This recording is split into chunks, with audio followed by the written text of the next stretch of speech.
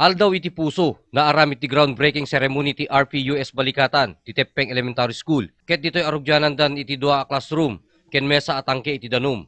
Ni Lieutenant Matthew Matiri, officer in charge sinasaw a proyekto. They're going to have actually working plumbing with water from the water tower and the catchment system tied in together. And then also it'll have all lights, and then it'll have the windows and power. Nadamag mi pe ni Lieutenant Matiri, no anya ti design tinasaw a classroom. Actually, it's going to be a little different footprint, and the building's going to be a 2-classroom, 2-bathroom building with a water catchment system and a water tower, and then also an active sewer system with a leach field. Segun ni Matiri, malpas tinasaw a proyekto iti manula nga aldaw. Approximately 32 days. So by March 17th, we're looking at finalizing the entire project. So right now we're moving into site, and then we'll start construction on the foundation, work up from there, and do all the finished touches that last week.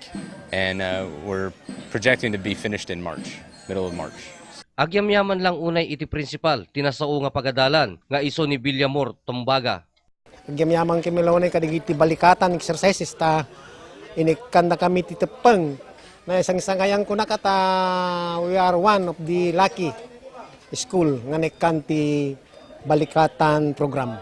Agyamyaman ti 303 nga estudyante, memestra ken principal dito Teppeng Elementary School. Gapo deti inted nga tulong iti balikatan kadakwada. Para ti Frescor, Ryan Pardo.